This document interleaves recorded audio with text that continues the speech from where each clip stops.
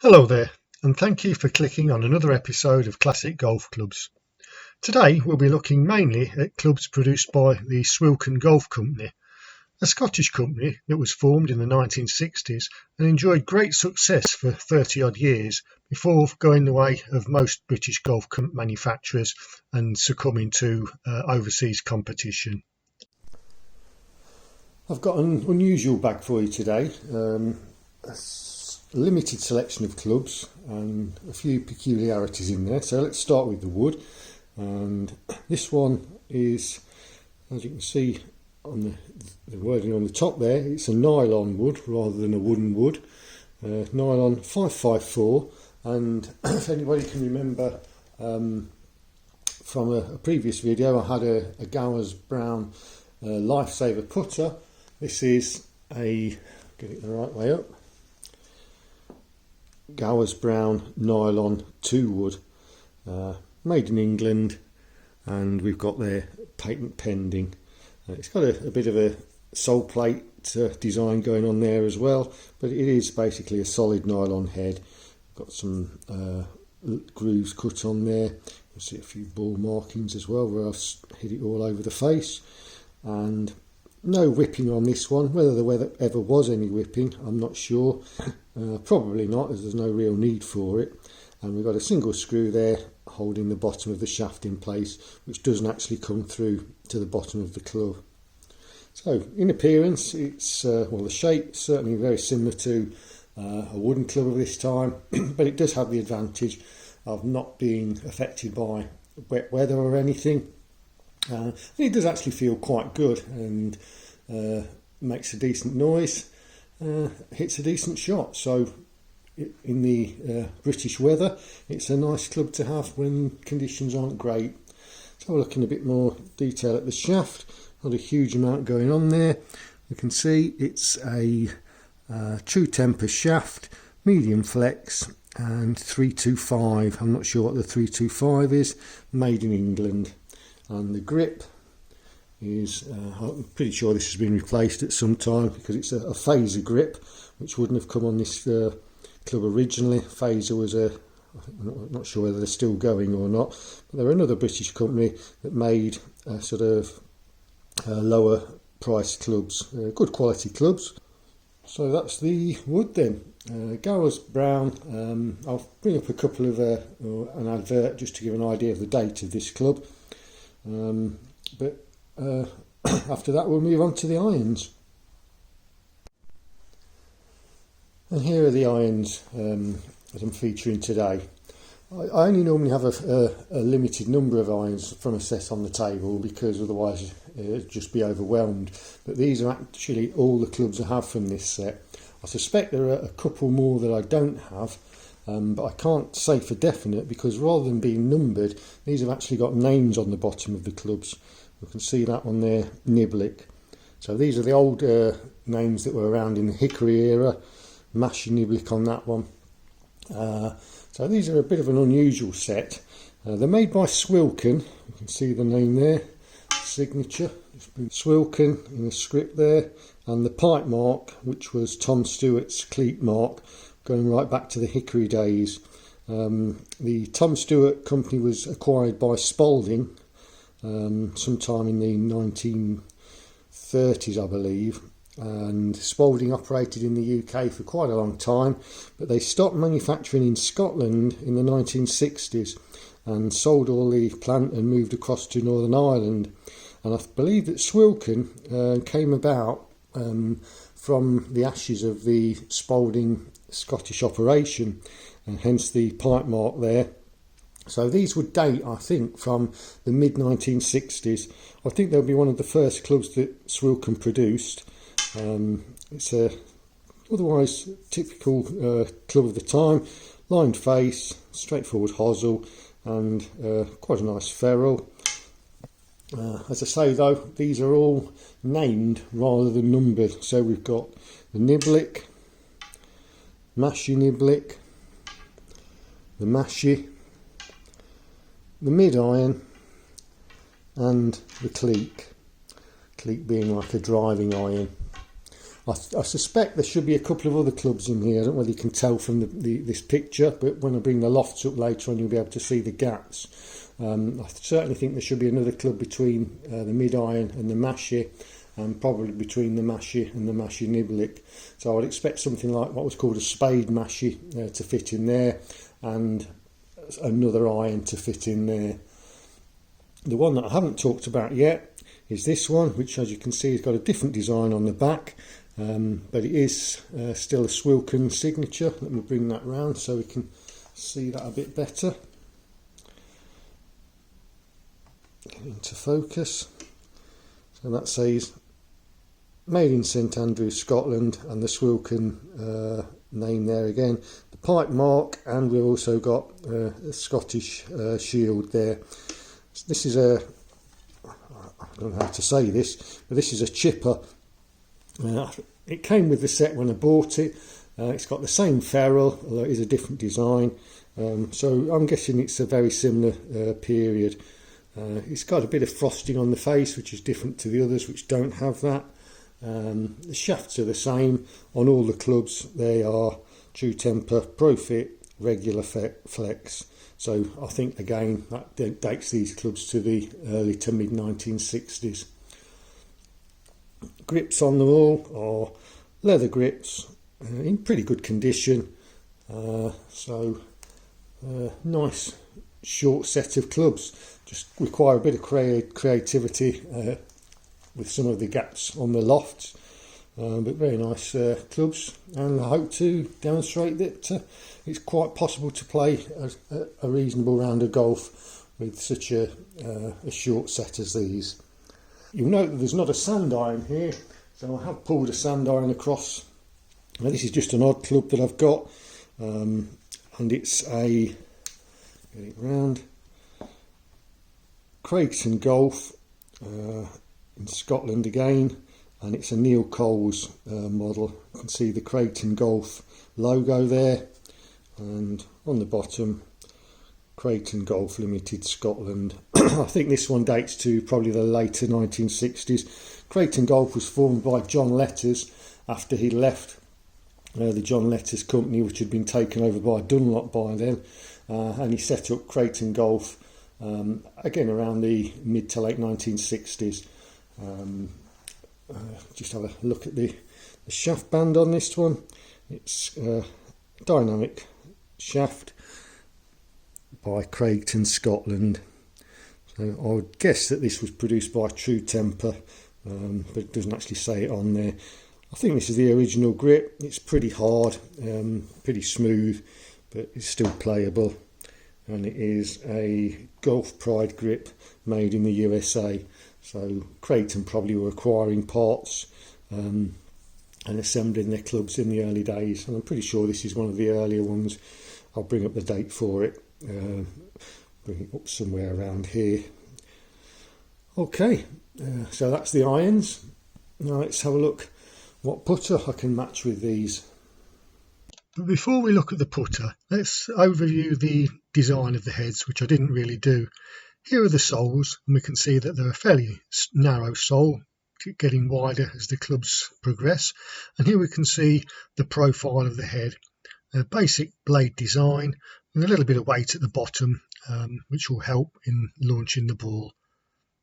This would be a good time to look at the history of Swilken, and to do that we need to go back to the arrival of Spalding in the UK. A.G. Spalding was formed in America in 1876, initially focusing on baseball, but soon grew into other sports. Golf equipment began to be included in the Spalding catalogue in 1896, and in 1900 Spalding opened retail outlets in London, Edinburgh and Manchester. Soon after this, Spalding set up a factory in Dysart, Fife, for the production of forged iron heads. These usually bear a Cleek mark of an anvil and are thus easily identifiable as UK-made heads. Spalding's golf division grew to become one of the foremost golf companies in terms of size, quality and innovation, and it's another crying shame how this once great name has disappeared. Spalding acquired numerous companies both in America and the UK, and one of those was the famous name of Tom Stewart. complete with their St Andrews works. The Stuart heat mark, the pipe, can be seen on many UK Spalding-made clubs from the 1930s, as in this example of a Henry Cotton 2-iron. Stuart-branded clubs continued to be made right into the 1950s. For some reason, Spalding sold its Dysart works in 1938, but the Spalding name continued its presence in the UK, mainly factoring. In 1960, Spalding re-entered the UK with a flourish, building an impressive new factory in Northern Ireland. And sometime in the early 1960s, the old St Andrews works and name were let go. On exactly what basis this happened, I don't know, but the name of Swilken appears around 1965, complete with the St Andrews address and using the Tom Stewart pipe mark. I think that the clubs featured in this video might have been trying to make use of that history with the old club names rather than numbers, but the 1960s were more a time of new ideas than nostalgia, so it's not surprising that this model doesn't show up very often. An early recruit to the new company was Bob Letters from the famous John Letters family, and his help in modernising the production methods by the introduction of machine practices was no doubt instrumental in Swilken's early success. He also helped in club design, as with this early Swilken Ironhead, the Contro Power model. The Swilken company grew quickly and had greater success in the UK than Spalding, who despite their large investment in Northern Ireland never seemed to be able to recreate their achievements made in the first 40 years of the century. Swilken outgrew the old Stuart works in Argyle Street, and in 1975 they moved to new premises in Tom Morris Drive, St Andrews. The site is now an Aldi store and car park.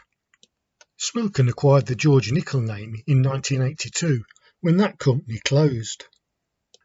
Swilken themselves struggled in the 1990s against imported equipment from America and Japan, and despite some adventurous ideas, such as selling directly to the public from the factory floor and looking at manufacturing and selling products under license in India, they went into receivership in 1995. Swilken had grown quickly to become a very successful company, and their clubs were popular throughout the UK, particularly the Alta models. But unfortunately, like so many UK manufacturers, they now no longer exist. Although luckily for us, their clubs can be found quite easily on eBay and the like, particularly, again, the Alta range. Here are some examples of Swilken clubs produced during their roughly 30 years of business, starting with the club featured in this video, and we can compare it with the Forgan Carifar club that was featured in Spalding's 1962 catalogue. As I said previously, Swilken arose from the remains of Spalding's St Andrews operation. Next up we have the Bob Letters designed Contro Power, as already mentioned, and this is followed by an Eric Brown blade of 1971. Then the first of the Tournament series, which still features the Stuart pipe mark. The Tournament Mark II, which has now lost the pipe mark and has a tapered hosel without a ferrule. The clean lines of the Tournament Mark III, and finally the Tournament GI featuring a cavity back. I thought that game improvement was a newish term, but if the GI here relates to game improvement, then it's been around for longer than I thought. A few more blades before we move on to the cavity back era. First the Perfection from 1982, and then the attractive Tour Forged. I don't know a date for this one, but I'd guess that it was around 1990. A Swilken bridge design is added to the back of the head. Between the blades and the cavity back, we have the heel-toe weighted design, such as the Cavity Sole model, introduced around 1976, and the TS90, introduced around 1974, moving towards a cavity back, but still predominantly heel-toe weighted. Onto the cavity backs proper, and we start with the Alta Mark I, introduced in 1984, and it's plain to see that it's taken its design cues from the very successful Ping I model, even down to using paint fill colours for lie angle coding. The Alta Mark III from 1987, and the Alta Plus.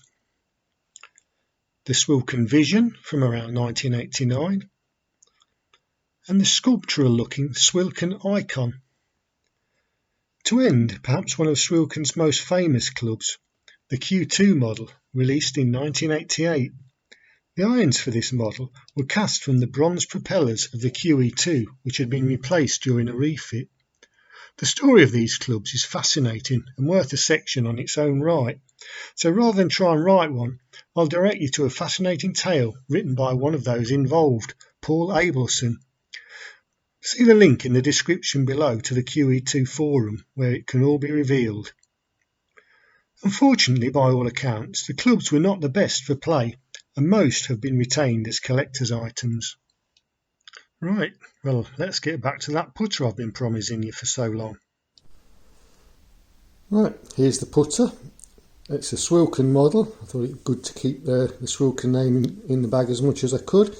And it's the Alta TB2 axial balance. And we can see here a couple of bits of brass weighting. Neither use nor ornament really, as far as I would say. Whether they affect overall balance or not, I don't know. But the main feature of this one is its rather unusual shape.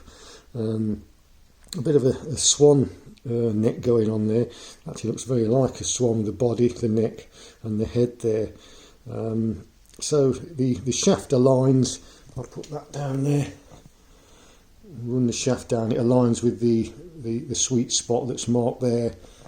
So it's what we would call a centre shafted putter, but the shaft doesn't actually enter the head in the centre, although it does run down that line. So theoretically that's how it should perform. I find this a very difficult putter to use, I've got to admit. I think I just don't stand close enough to the ball. It sort of deceives the eye in some way, just for me anyway. And the rest of the design, flanged blade style, it's heel shafted but has that centre shaft alignment. Quite an unusual design. If it was good, I'm sure we'd see lots of them still around now. So it's obviously been tried by a lot of people and found to be not the easiest putter to use, I would suggest. Have a look at the rest of it. We've got a shaft band up the top there, Swilken Alta. I think the rest of it probably said the Alta TB2. Alta was a brand of irons that Swilken did as well. It's an original Swilken Alta grip. Quite a nice condition, plenty of grip on it still, and it's made by Avon. That's the putter. As I say, it's not one of my favourites. I just can't seem to get the feel for it. I just can't seem to stand in the right position. But anyway, it'll be going on the course with me and we'll see how it does. And let's have a look at the lofts for the irons now, and the 2 wood as well. The 2 wood has the loft of a typical 3 wood. But the irons, it's quite easy to see what I was talking about when I said that there were possibly a few clubs missing. Between the mid-iron and the Mashie, we've got a 13-degree gap, and between the Mashie and the Mashie Niblick, we've got a 10-degree gap. So it would make sense if there were 2 more clubs that fitted into these spaces. Anyway, time to get out on the course now and see if we can string a few holes together with these clubs. The weather at the start of today's video was pretty testing, to say the least. Strong wind and squally showers, making it difficult to film shots, and I ended up missing quite a few shots. You can probably hear the wind noise in the background here and see the rain starting to fall. The next couple of holes I was battling my umbrella, trying to keep the camera dry, and I failed to record several shots. So what I decided to do was play a few more holes until the rain had blown over and then start again. And luckily the showers were short-lived and the sky brightened up, as you'll see. So here I am on the 6th hole on the course. I've turned the sound down because the wind noise was pretty high all the way round. I'm hitting the Mashie here, 36 degrees into the wind. I couldn't really see this one, but when I got up there I found it to be on the green, which was nice. That left me this birdie putt, and I realise I've still not made a birdie on the channel, and that run continues. But that's a straightforward par. On to the next hole. and I'm hitting the Cleek 18 degrees, so roughly somewhere between a 1 and 2 iron from 1960s type clubs. Hit it pretty well and down the middle of the fairway. Unfortunately, I forgot to record the next shot, which came up just short, and here I used the chipper for the only time in the round. It went pretty close but a little bit firm, so that was 3 shots to here. And then a putt with the Alta putter. I gradually got the hang of this one. I think I was standing too far away initially, but that was a bogey there. Next hole is the 8th, par 5. I had a reasonable drive, just pulled it a little bit left.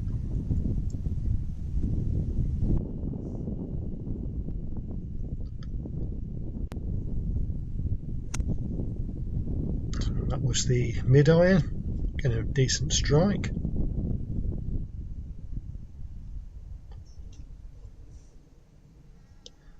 That left me with 99 yards to go, and I hit the Mashie niblick. And that found the green, which was good.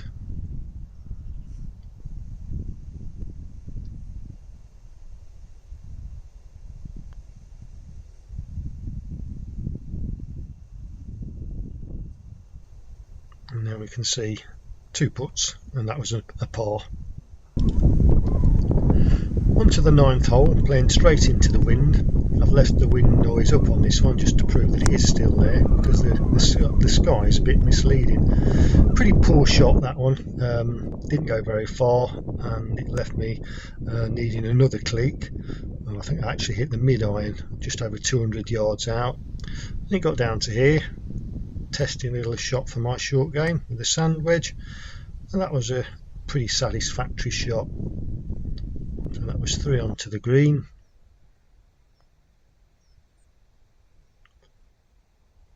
Decent first putt, and even I should be able to make that one.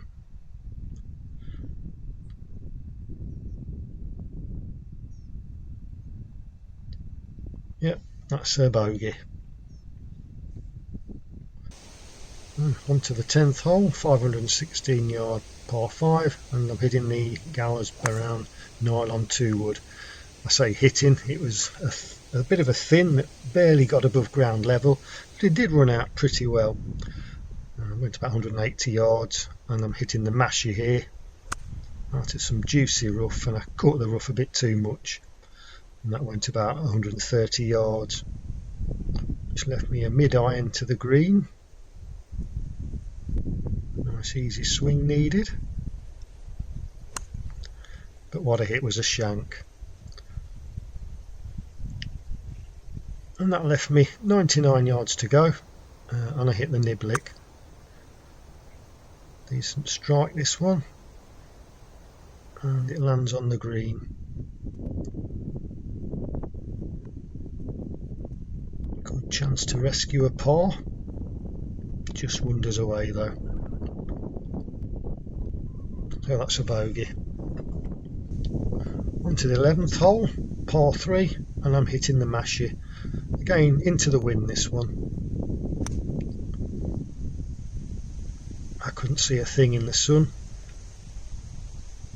but when I got up there I found it was just short in the rough. So I had a little chip to the flag, which I was pretty happy with. Gave me a good chance of a par here. Well, more than a good chance really. There's no way I should miss this one.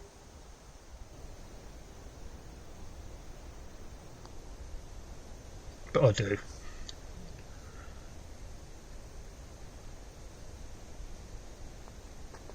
So that's a bogey.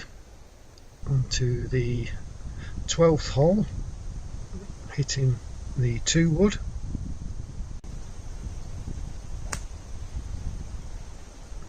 Decent strike, just overdrew it a little bit and finished on the bank. I couldn't really see the hole here. It's downwind, and I thought I'll just try and do a smooth swing, which I caught really well.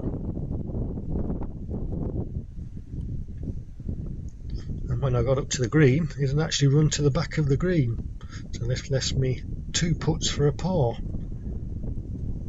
Not a bad first one. Can I finish it this time? Yes, I can. So that was a nice regulation par to finish.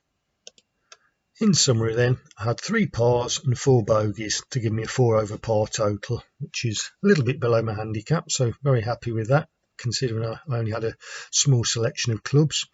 And the putter, I didn't think I putted very well, but looking at the results, I 2-putted every green, so I had 14 putts and 3 greens in reg, which I'm pretty pleased with as well. So overall, happy with the round.